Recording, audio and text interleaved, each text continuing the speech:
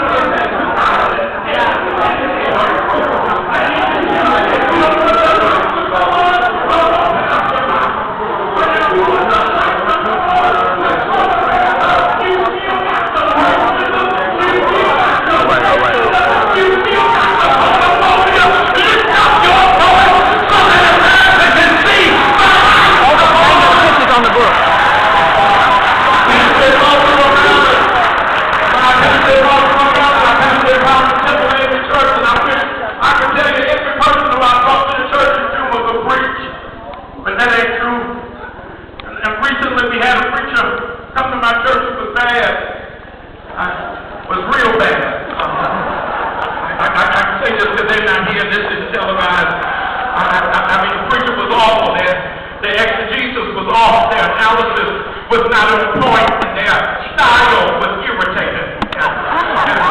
We were doing everything we could to try to make them be quiet. We were passing notes up, saying time is up. And the more we passed notes up, the more he kept preaching. And I don't know whether I told you, his exegesis was off, his points were bad, and his style was irritating. And we got a clock in the front of our sanctuary because we filmed for television, and the clock starts blinking to let him know his time is up. And nobody is saying anything. And I don't know whether I told you, his exegesis is off, his theology is bad, and his sign is irritating. There's one sister in the back of the church who starts screaming and shouting. And all of us are giving her the evil eye, saying, please sit down, don't do this. Because the more you shout, the longer he will preach.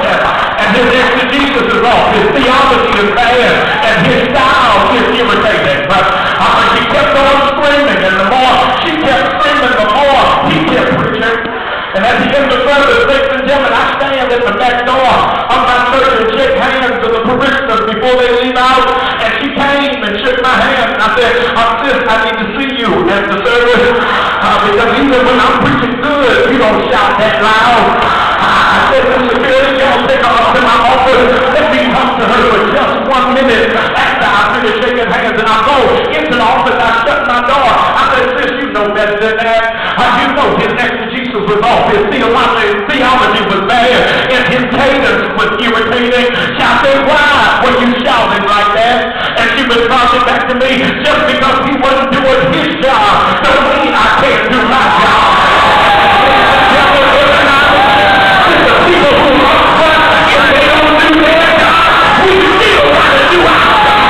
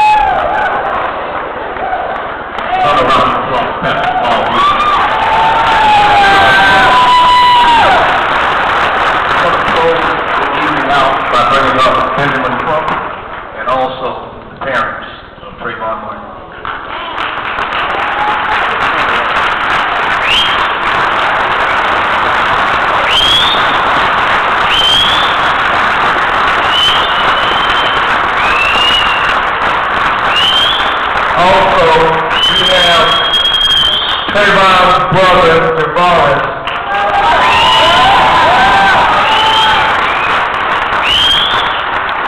And also we have Mr. Gerald Parks, president of the National Bar Association. National Black Lawyers of America. I simply want to say to you, thank you for giving us more strength than you will ever know to keep fighting when we at 12 o'clock, 1 o'clock, 2 o'clock in the morning trying to figure out how to do justice when the enemy is trying to figure out how not to do justice.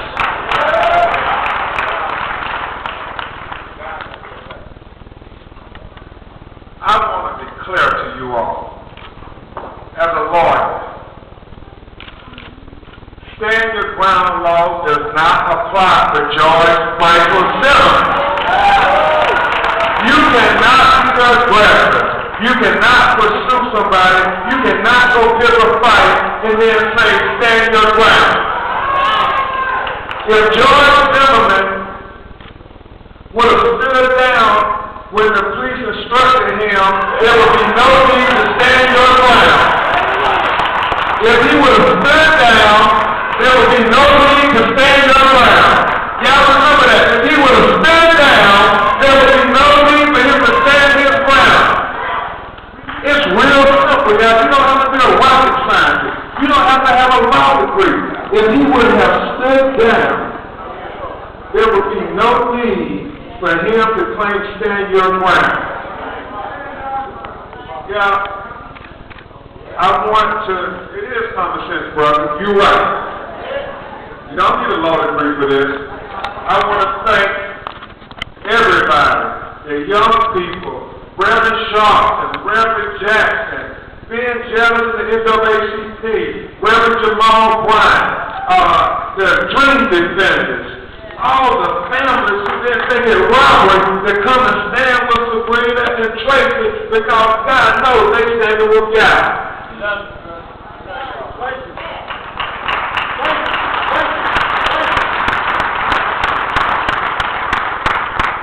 I want to have Sabrina and Tracy address you, and then Attorney Darrell Parks will close it out. And Yes, sir. if you remember nothing else that happened here tonight, just remember we're only on first base. It is a long journey. And Pastor Brian, I remember one of the most profound things Martin Luther King said, and that is, he said, the moral arc is long. It is long, brothers and sisters. We don't know how long it's going to take for us to get to this trial. It could be a year. It could be long. So, you all got to stay with us. It's going to be long. But like Dr. King said, it bends towards justice. And we are praying that this long march to justice for Trayvon Martin is going to bend towards justice. Brothers and sisters, I give you Sabrina Fulton and Tracy Martin. Please give them a round of applause. That's the mother and the father, Trayvon.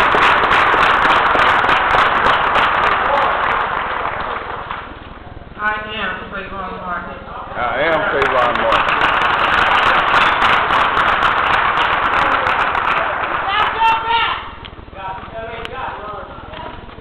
First of all, I want to say thank you for all the supporters. Thank you for coming out. Thank you to the people that did not come out because they did not have the courage.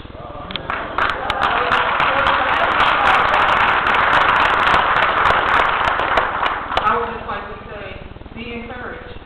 I am encouraged, and I believe in God. I believe that justice will be served.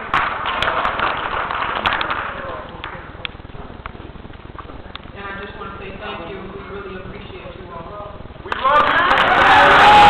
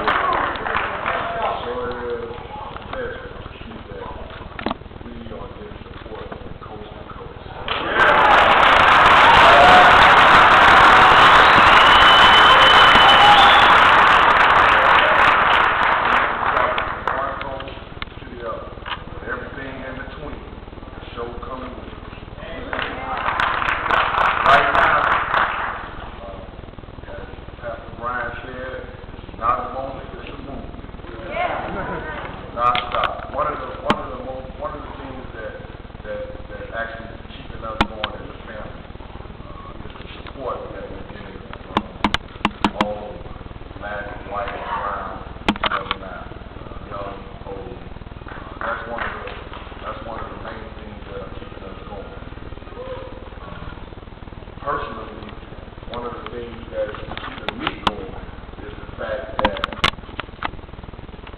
February 26th, the Sanford Police Department didn't have any regards for my son's life. If they didn't have regards for his life, I definitely do.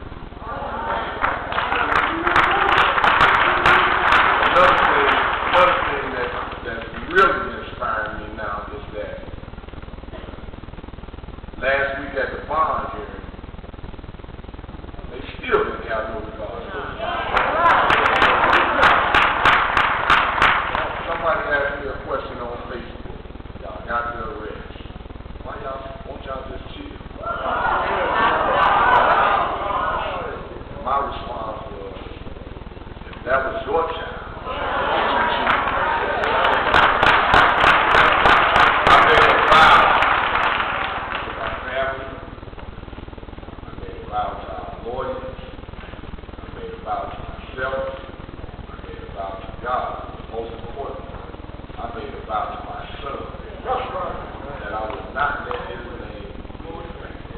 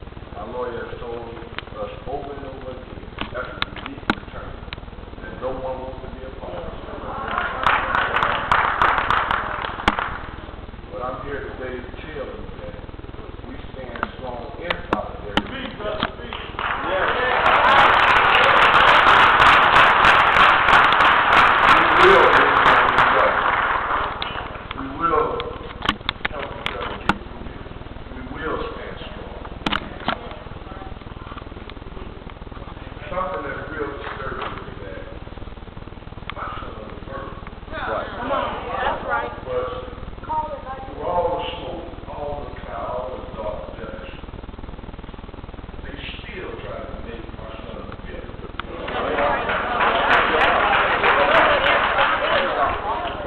Always. Yeah, whatever we could. The war thing is.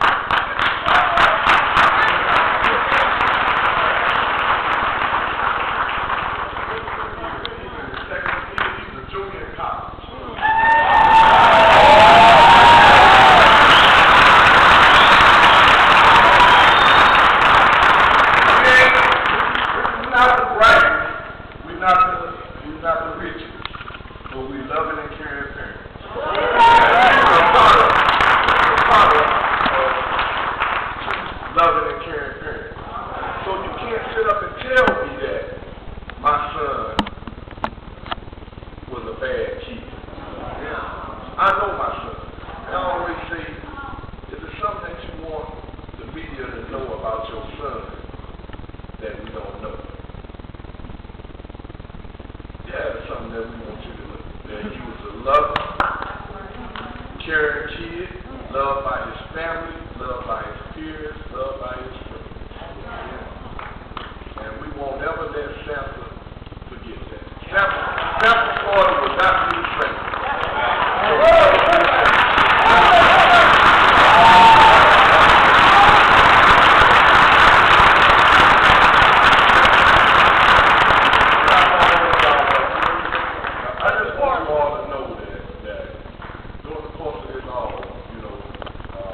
Reverend Sharpton has been very inspirational and spearheading this.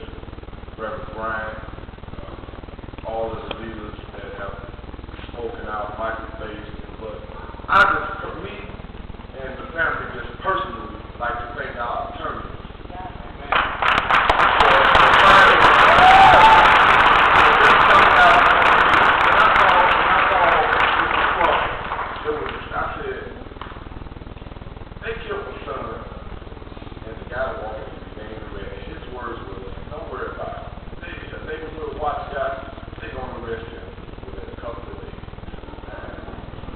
It took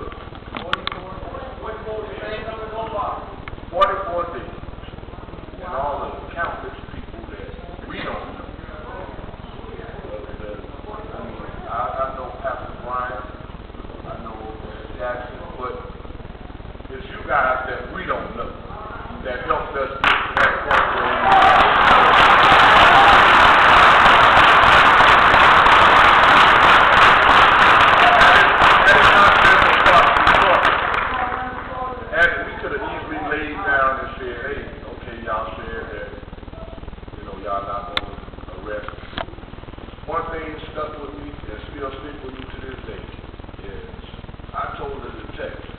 begged and pleaded for them, man, just release my baby. Let me take the baby back home to get him a proper burial.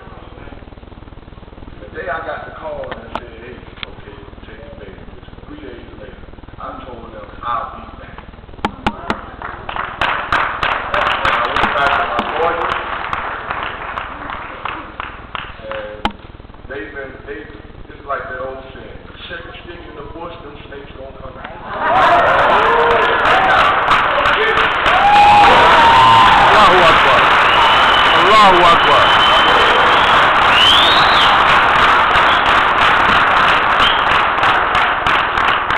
You know, my name is Daryl Parks, I'm president of the National Bar and part of the Parks and Club team, and I want, you said a lot, Tracy, and I think the message is real clear. And something that people in America don't get is that America has a problem appreciating the value of black life. That's the problem. That's the problem. You see it in every aspect of American life.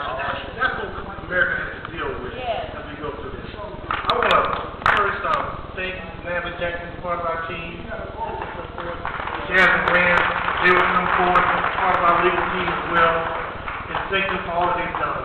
I'm president of the oldest and largest black bar in the country, 44,000 lawyers of color, and as you can see, when these lawyers came, they showed